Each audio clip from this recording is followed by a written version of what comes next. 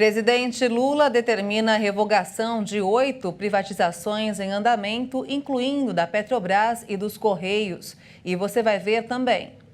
Lula recebe autoridades estrangeiras em seu primeiro dia de governo.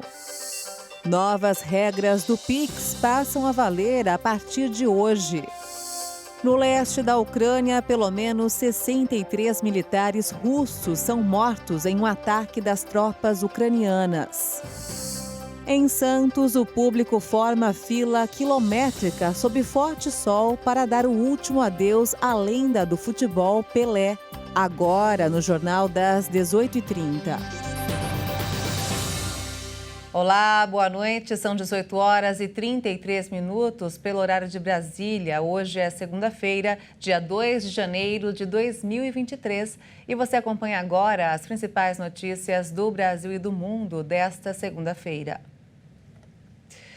Aos 77 anos, Luiz Inácio Lula da Silva foi empossado presidente do Brasil pela terceira vez. A novidade nesta posse foi a entrega da faixa, que foi feita por um grupo de pessoas que representou a sociedade brasileira. Ao todo, 52 decretos e 4 medidas provisórias foram assinadas no primeiro dia de mandato. Houve revogação de atos do ex-presidente Jair Bolsonaro. Após a publicação do despacho feita hoje, as ações da Petrobras chegaram a cair mais de 6%. Lula determinou revogação de 8 privatizações em andamento, incluindo da Petrobras e dos Correios. Lula desfilou em carro aberto neste domingo até o Congresso Nacional, onde foi empossado pela terceira vez como presidente, acompanhado da primeira-dama Janja, do vice-presidente eleito Geraldo Alckmin e sua esposa Lu Alckmin. Durante o percurso até o Congresso, bandeiras do Brasil compunham o cenário e gritos dos apoiadores eram ouvidos. Lula e Alckmin foram recebidos pelos presidentes do Senado, Rodrigo Pacheco, e da Câmara dos Deputados, Arthur Lira. Entre as medidas assinadas no primeiro dia de mandato estão a prorrogação da isenção fiscal de impostos federais sobre os combustíveis por 60 dias, a desestatização da empresa brasileira de Correios e Telégrafos, a continuidade do pagamento de R$ 600 a mais de 21 milhões de famílias do Bolsa Família, antes o Auxílio Brasil, e a revogação de normas que ampliaram o acesso a armas de fogo, com o objetivo de ampliar a segurança da população brasileira, com a redução do acesso às armas e munições, segundo o governo. Também haverá a suspensão do registro de novas armas de uso restrito e as autorizações de novos clubes de tiro até que haja uma nova regulamentação. Um ato inédito marcou a cerimônia de posse. Representantes do povo brasileiro, incluindo um menino de 10 anos e a cachorrinha Resistência, subiram a rampa do Palácio do Planalto ao lado do presidente e da primeira-dama. Lula se emocionou com a entrega da faixa e, ao final, saudou o público presente em frente ao Planalto de mãos dadas com os integrantes do grupo. E em seu discurso, Lula afirmou que vai trabalhar para todo o povo brasileiro e não só para quem votou nele. Em um discurso no parlatório do Palácio do Planalto, o presidente Lula prometeu, neste domingo, reconciliar os brasileiros. Vou governar para 215 milhões de brasileiros e brasileiras, e não apenas para quem votou em mim. Vou governar para todos e todas, olhando para o nosso luminoso futuro em comum, e não pelo retrovisor de um passado de divisão e intolerância. Lula chorou ao mencionar a miséria no discurso. A disputa eleitoral acabou. Repito o que disse no meu pronunciamento após a vitória de 30 de outubro sobre a necessidade de unir o país. Não existem dois Brasis. Somos um único país, um único povo, uma grande nação. O presidente também prometeu reconstruir o Brasil. Fiz questão de dizer ao longo de toda a campanha, o Brasil tem jeito. E volto a dizer com toda convicção, mesmo diante do quadro de destruição revelado pelo Gabinete da Transição, o Brasil tem jeito, depende de nós, de todos nós, e vamos reconstruir este país. Milhares de pessoas acompanharam a fala de Lula. A volta da liberdade, a volta da democracia, a volta da igualdade, sem fronteiras, sem qualquer discriminação, A gente precisava disso. A gente estava sem representante nenhum, na verdade, no governo Bolsonaro, né? Agora a gente... tudo, a maioria... A melhora, do nosso ponto de vista, é 90%, 100%, não tem menos, né? Em suas primeiras medidas como presidente, Lula empossou seus 37 ministros, com um recorde de 11 mulheres. E, como tinha prometido, assinou vários decretos para reverter medidas de seu antecessor que facilitavam o acesso às armas. Lula também assinou medidas para reforçar as instituições ambientais na Amazônia. E em seu primeiro dia de governo, Lula está recebendo a visita de autoridades mundiais em Brasília, os chamados encontros bilaterais. Os chefes de Estado permanecem na capital federal desde a posse do presidente Lula, realizada no domingo, para discutir com um representante brasileiro assuntos estratégicos entre os países. A movimentação das comitivas começou na esplanada dos ministérios com o rei da Espanha, Felipe VI. O encontro com o presidente durou cerca de 30 minutos. Logo em seguida, o presidente da Bolívia e Lula debateram sobre como os países podem colaborar com as políticas sociais, de acordo com uma publicação feita pelo próprio presidente nas redes sociais. O dia também foi marcado pela presença da delegação africana e o presidente da Argentina, Alberto Fernandes. O chefe de Estado do país vizinho disse que a volta de Lula representa o retorno do Brasil à cena internacional. Só quero transmitir minha alegria em ver o presidente Lula novamente, expressar minha satisfação com o encontro que tivemos. Apenas confirma que estamos no mesmo caminho e buscando o mesmo destino para nossos países e para a América do Sul. E que estou esperando por ele, o Lula, de braços abertos. Será recebido lá, não só por mim, mas pelo povo argentino, com o carinho que todos temos pelo Lula. Lula deve ir à Argentina no próximo dia 23 para uma visita oficial. Ainda nessa segunda-feira, o presidente Lula deve se encontrar com os representantes de Portugal, Angola e China. Às 19 horas, no Palácio do Itamaraty, é prevista a posse do chanceler do Brasil, Mauro Vieira. E um dia após a posse de Lula como representante do país, Fernando Haddad e outros 18 ministros também assumiram as pastas ao longo desta segunda-feira. O ex-prefeito de São Paulo, Fernando Haddad, assumiu a pasta do Ministério da Fazenda na manhã de hoje, com a promessa de reequilibrar as contas públicas, combater a inflação e reposicionar o Brasil perante o mercado internacional. É previsto o uso de 145 bilhões de dólares fora do teto de gastos na pasta. Entre os outros 18 ministros que tomaram posse estão o ex-governador da Bahia, Rui Costa, que assumiu o cargo de ministro da Casa Civil, responsável por articular a execução de políticas públicas dos demais ministérios. Costa disse que vai trabalhar para retomar o crescimento do país e retomar renda e emprego. No setor da educação, o ministro Camilo Santana assumiu dizendo que a prioridade absoluta do MEC é alfabetizar as crianças na idade certa. A cientista social e socióloga Nícia Trindade foi empossada no Ministério da Saúde, representando a primeira mulher no cargo. A partir de hoje, começam a valer as novas regras do Pix. Veja agora como vai ficar a transferência de dinheiro pelo sistema.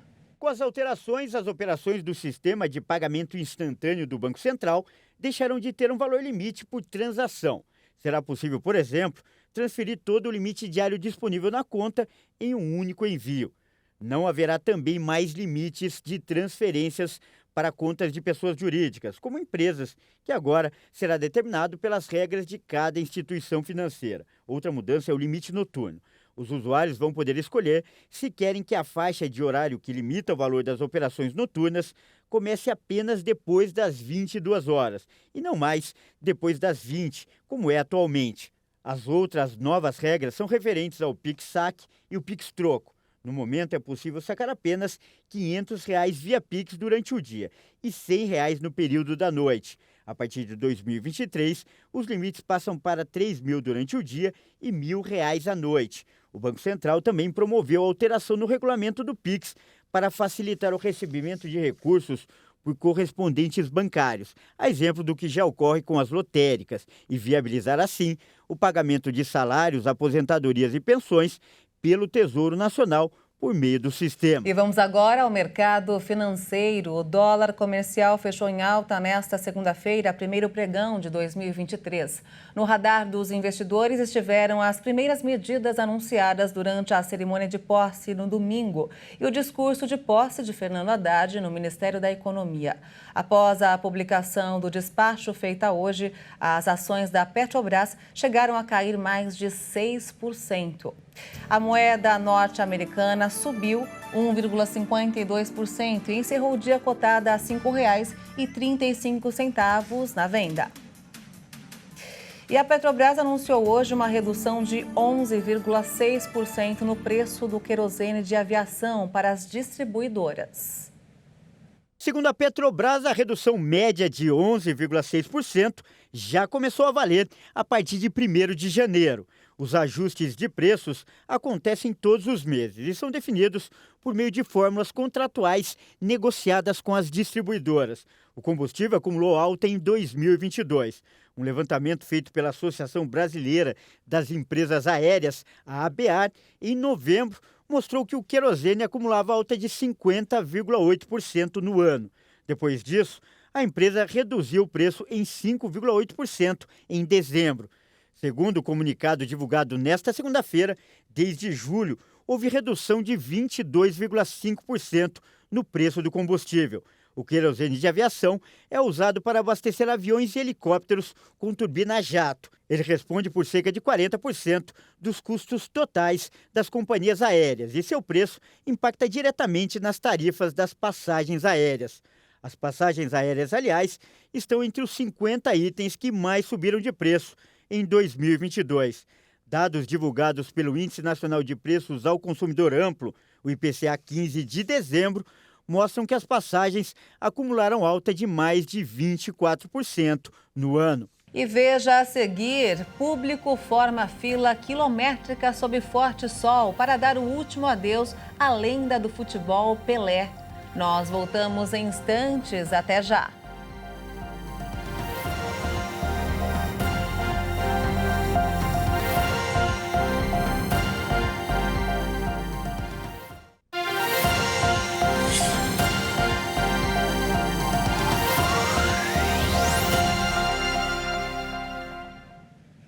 Estamos de volta, 18 horas e 47 minutos pelo horário de Brasília. E vamos agora direto ao Rio de Janeiro com informações desta segunda-feira com o repórter Anderson Nascimento. Boa noite, Anderson.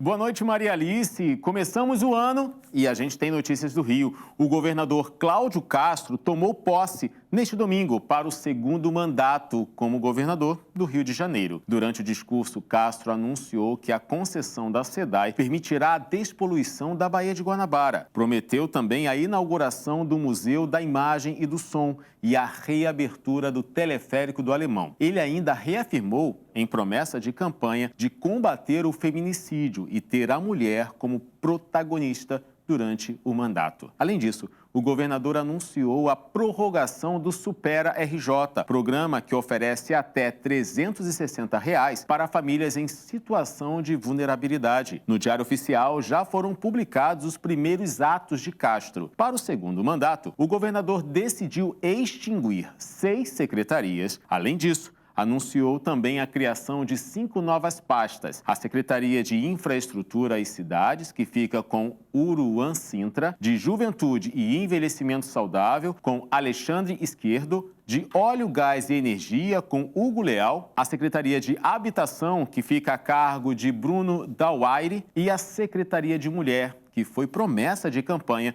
e será comandada por Heloísa Aguiar. Bom, Maria Alice, amanhã eu retorno aqui com mais notícias do Rio. Até lá. Obrigada, Anderson, pelas informações e até amanhã. O deputado de um partido de esquerda da Itália criticou hoje a decisão do país de não enviar representantes para a posse do presidente Lula, realizada no domingo.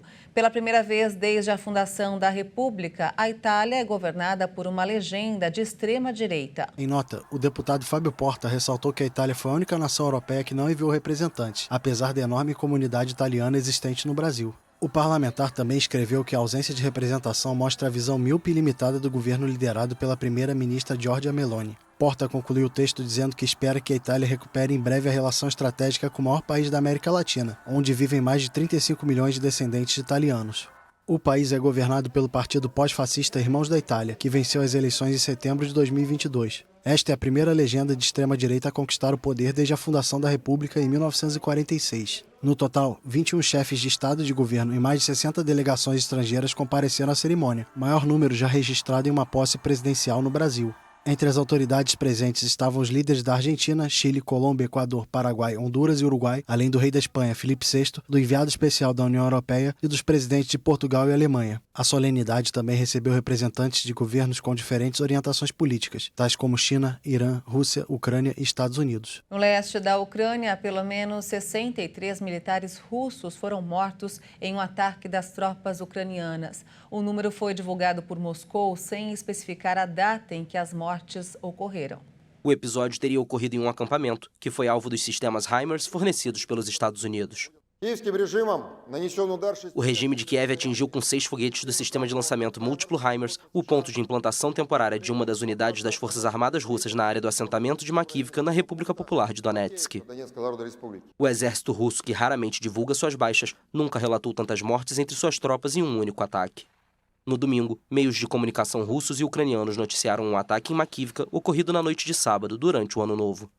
O ataque ocorreu devido ao uso de telefones celulares pelos militares russos, o que permitiu ao exército ucraniano rastreá-los por geolocalização. As tensões entre China e Taiwan cresceram consideravelmente em 2022.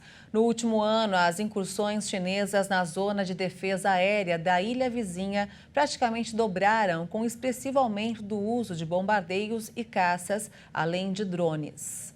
As relações entre os dois lados têm sido tensas e pioraram consideravelmente durante o último ano. A China enviou mais de 1.700 aeronaves para a Zona de Identificação Aérea de Taiwan em 2022, de acordo com o banco de dados da agência France Presse, baseado em atualizações diárias divulgadas pelo Ministério da Defesa taiwanês.